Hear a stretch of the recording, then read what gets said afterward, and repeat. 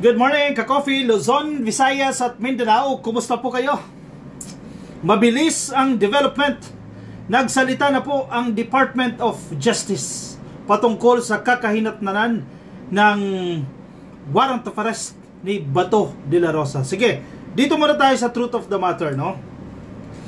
Sabi ni Ombudsman Boying Rimulya may warrant of arrest. Sabi ng DOJ, hindi pa nila nakikita.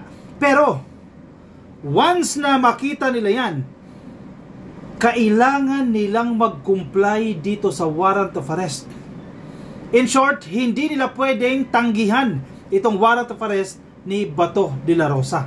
Uy, ang sakit sa damdamin.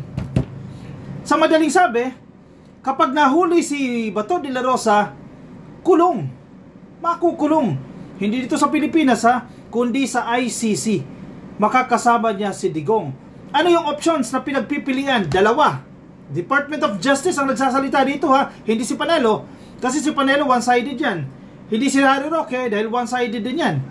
Kasi pareha sila na sinasabi, extradition. Yun ang sinasabi nila Kailangan ng extradition proceedings. Ibig sabihin, idadaan po sa korte ng Pilipinas yung kaso ni Bato bago siya dalhin sa ICC. Yan ang sinasabi ng kampo ni Bato. Pero ang sinasabi po ng gobyerno ng Department of Justice, dalawa ang option natin alinsunod sa batas ng Pilipinas. 1, surrender. Number 2, extradition. Tinanong yung DOJ, ewan ko kung napanood yun yung video ko, no? Yung short video ko dyan sa Facebook, no? Tinanong ang DOJ, ano yung mas practical na dapat gawin ng gobyerno? Alam mo kung ano yung sagot ng DOJ? Surrender. Aray ko po. In a matter of month, 1 month nakakulong na si Bato. Kung susuko or kung magpapakita. Ang problema, kung namamataan niya, mukhang nararamdaman niya, teka, mukhang ibibigay ako ng gobyerno ito ng Pilipinas, bakit pa ako magpapakita sa inyo? Yan ang kondisyon, di ba? Surrender po ang pinakamabilis. So, anong kailangan niya gawin kay PBBM? Magmamakaawa kay PBBM? Ganun ba yan? Or, yung mga tao niya, pinapalakad na kay PBBM na wag siyang isurrender? Hoy, ba't ganun? Una, may karapatan ba si PBBM na wag siyang isurrender? Warrant of arrest yun ICC yan Ano pakialam ni PBBM yan? Pagtatawanan tayo ng international community kung hindi tayo sumunod dyan sa warrant of arrest. Commitment natin yan May mga pinakikilos yan, for sure. Mga kaalyado ni Bato pinakikilos para himasin, aregluhin. Naku, hindi pwede. Ito na nga yung pagkakataon para maabot yung hustisya doon sa mga tinukhang nila na walang kalaban-laban, walang kamalay-malay. This is the chance. Dahil kapag next administration, hindi na si PBBM, nako, makalulusot yang mga yan. Makalulusot yang mga yan. Hindi mapapanagot yang mga yan. O, sige, isa-isahin natin yan.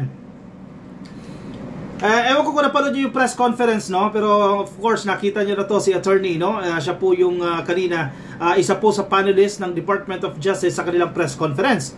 Basahin natin, para malinaw, wala tayong fake news dito. Doon na tayo sa totoo, no? To close the door on the option and just to focus entirely in extradition is limiting the state's discretion. Hoy, sige. Ang sabi kasi ng mga DDS, sabi ng mga DLS, no? Sabi ng kampo ni Bato, sabi ni Torion, sabi ni Panelo, sila Harry Roque, yan ang sinasabi nila. Extradition, extradition. Pero kapag nag-focus tayo dyan sa extradition na yan, nililimitahan mo yung discretion, yung karapatang mamili ng Estado, yung option ng Estado, yung option ng bansa natin sa kaso ni Bato, which is dalawa nga, alinsunod sa batas. May dalawa tayong option, surrender and extradition. Theoretically speaking, ang nagsasalita nito si Attorney Dennis Arvin Chan, ang Chief State Legal Counsel natin.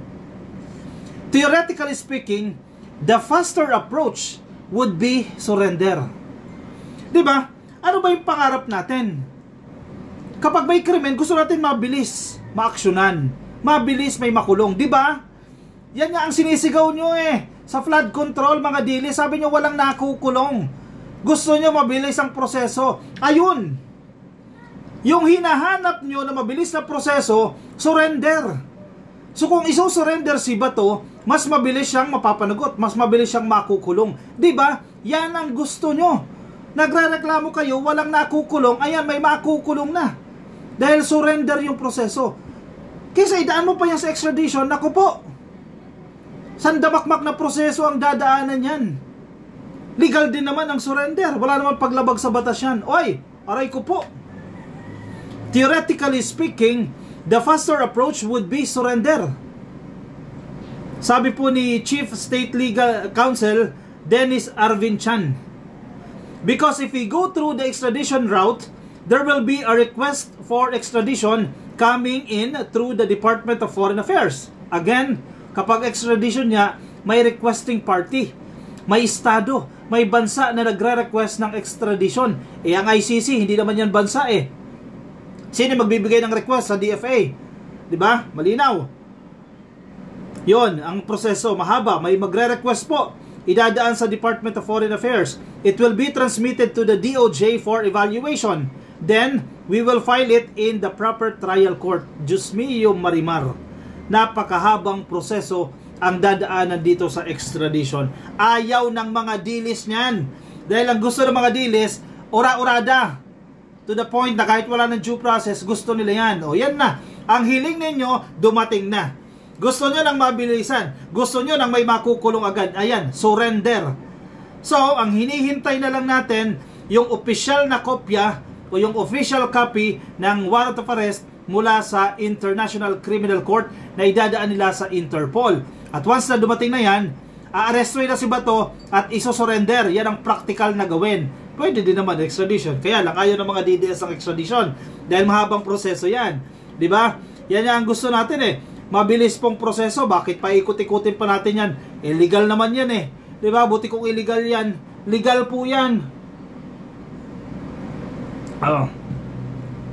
Dito tayo sa GMA. Para may mga ebidensya tayo. Anong sinasabi dyan sa GMA?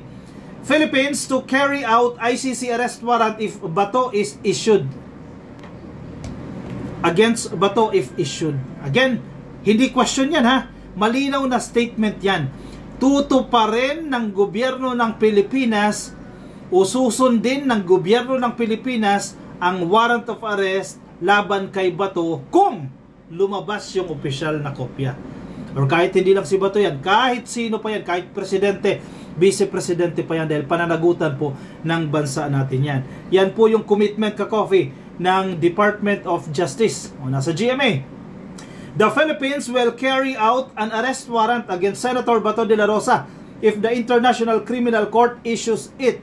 An official of the Department of Justice said Tuesday. Ngayong araw lang po yan. Umagang-umaga po yan. Wala tayong magagawa niyan. Kailangan natin sundin yan. Dahil tayo naman ang pagtatawanan ng international community kung hindi tayo magko-comply dito sa kahilingan ng Interpol o ng ICC. Sige, punta tayo ng Mindanao Times. Headline din ng Mindanao Times, oh. Basahin ko na lang, medyo maliliit eh, no? Just in, kapapasok lamang po.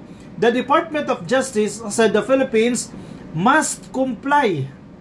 Yun din yung sinasabi sa GMA kanina. The Department of Justice said the Philippines, ibig sabihin po, ang gobyerno ni PBBM ay kinakailangang mag-comply, kinakailangang sumunod with the ICC arrest warrant against Senator Ronald Bato de la Rosa once confirmed. Yun na lang hinihintay natin, no? Citing diplomatic implications. Diplomatic implications. Kapag hindi natin sinunod yung warrant of arrest na yan, hindi tayo pagkakatiwalaan ng ibang mga bansa, ng ibang mga estado. Ay, yung Pilipinas, hindi natin makusundo yan sa international community. Wag na tayo mag-invest dyan dahil hindi maayos kausap yan eh. Wag na tayong makipag-partnership dyan sa Pilipinas. Kasi pag may mga krimen, ireresolbahin natin yung krimen sa pamamagitan ng Interpol, ng international community, hindi sumusunod yan. Ilan lang yan sa mga implications, mga posibleng resulta o yung diplomatic implications once we reject this warrant of arrest if confirmed issued by the ICC. Malinaw na malinaw na malinaw na yan. Si PBBM, knowing PBBM, maganda yung imahe niya sa international community. Maganda ang reputasyon ni PBBM, maganda ang reputasyon ng Pilipinas. Sisirain ba yan ni PBBM? Sisirain niya ang imahe ng Pilipinas para lang protektahan si Bato?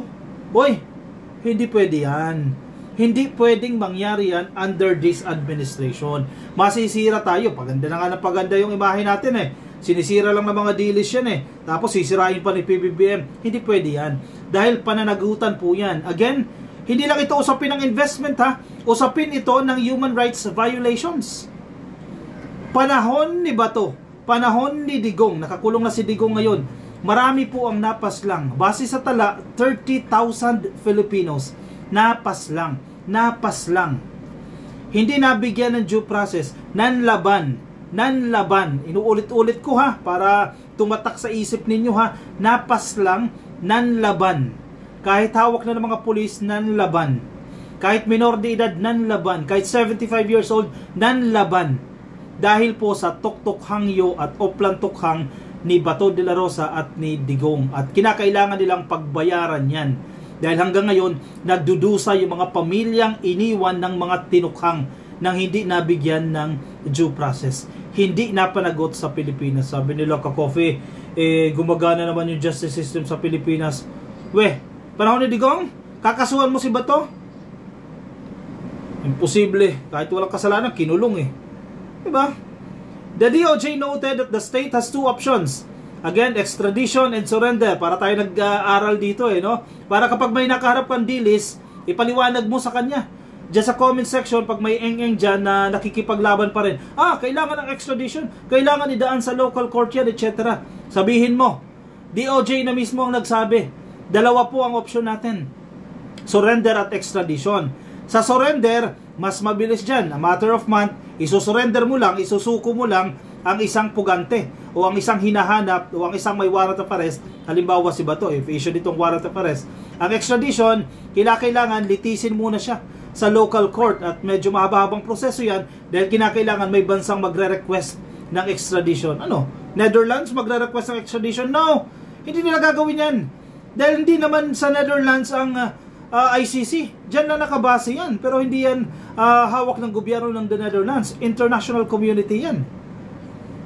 Again ha, para may isasagot kayo sa mga dilis. Extradition and surrender. With surrender being the faster route, similar to the process of former President Rodrigo Roa Duterte. Kung ano po yung ginawang proseso kay Digong, ayan, effective, no? Nakakulong na agad. Yun po ang gagawin at mas mabilis at mas practical na dapat gawin. Sige, kung may reklamo kayo, sige, magkaso kayo. Ganun lang yun eh. Anong ginawa ninyo kay Chief Torre, kay General Torre, kay DOJ? Kinasuhan ninyo sa Supreme Court. Ano nangyari? Nakulong ba si Torre dahil sa ginawa sa pag-aresto kay Digong? Hindi, di ba? Kasi alinsunod sa batas ang ginawa nila. Sa tingin ninyo, magpapaka-eng-eng ang DOJ? Magpapaka-eng-eng ang Ombudsman? O ano pang law enforcement agencies dito sa Pilipinas at bibigyan nila ng maling advice ang gobyerno? Bibigyan nila ng maling advice ang presidente? And eventually, kakasuhan sila sa Supreme Court. Hindi nila gagawin yan. Itong mga moves na to, itong mga aksyon na to, well-advised yan.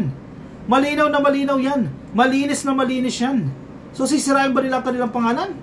Sisirain ba nila ang reputasyon ng gobyerno? Ibibigay si Bato dyan ng walang batayan, ng labag sa batas? Hindi nila gagawin yan dahil at the end of the day, mananagot at mananagot sila sa batas. At napatunayan na yan. Kung baga may model na tayo dyan eh. Yung ginawa kay Digong, effective. O sige, i-duplicate mo na lang yan. Gawin mo na lang yung ginawa kay Digong. Diba? Para tapos ang problema. Kahit papaano, makulong man lang. Kahit makulong man lang yan 5 taon yan, at least kahit papaano, baka tikim ng kaunting hustisya. Itong mga pinaslang, itong mga biktima. Diba? Ito na. May timeline, you know? Grabe mga netizens. Sabi, from ICC to Interpol. Correct. To CIDG. And then, of course, PNP. Ang CIDG under po yan ng PNP or NBI. To airport to The Hague. Mabilis na ha. Mabilis yung biyahe nito ha. Ayan, sabi nila, bawi daw sila sa 2028. Okay! Walang problema mga DDS. Bumawi kayo sa 2028 dahil karapatan nyo yan. Kung manalo kayo, then we will respect. Kung ano ang desisyon ng taong bayan, we will respect. Kung si Sara Duterte ang maging presidente, we will respect. Me personally, I will respect yung desisyon ng taong bayan. Kasi binoto ng taong bayan yan. Pero ngayon, ang presidente si PBBM na hindi nyo man lang magawang irespeto. Mahiya naman kayo sa balat ninyo. Just let the process be right this time. The SC ruling is now in effect from 10 November 2025. Ano sinasabi mong in effect? Correct. Yung extradition. Pero hindi mo pinasinasabi yung isang option ng Estado, yung surrender. Ang dami magagaling sa comment section, no? Ang dami nakikisabay. Yan, baha kasi. Sabi ng ilang netizens, do it now. Even the Supreme Court passed a law that it should be under jurisdiction to handle the case. Only now that the Philippines was not a member countries of the ICC. But the case filed against Digong, etc. was filed when our country was still a member to the ICC. So the ICC can arrest the respondents and bring them to The Hague to face trials. Exactly. Question nyo na sa ICC yan. Issue ng jurisdiction. Sabi ng ICC, no. May jurisdiction pa rin kami. Dahil yung krimen na yan na naganap, member pa rin kayo ng ICC. Kaya nga nilusutan ni Digong yan kumalas yan si Digong Kasi alam niya mapapanagot siya. Una, hindi niya lang siniseryoso. Pero mismong si Roque, ang sabi ni Roque, hindi kasi kayo nakinig sa akin Diba? Halos sinumbatan niya pa si Digong Hindi kasi kayo nakinig sa akin ngayon, sisihan kayo. May makukulong, may magpapasko sa kulungan kasi a matter of month lang daw yan November ngayon? 10, 11 ngayon, 12 bukas, let's say mag-issue this week o 15, December 15. Naku po, kung susuko si Bato or kung mahahagilap si Bato, ang tanong dyan, who will arrest Bato? Yan, may mga nagko-komento na si General Torre. Si General Torre kasi astig no? Arestuhin ka talaga dyan Pero tingnan natin kung baka kaya din ni Nartates. Definitely siya ang hepe ng Philippine National Police. May mga gagawin sila dyan.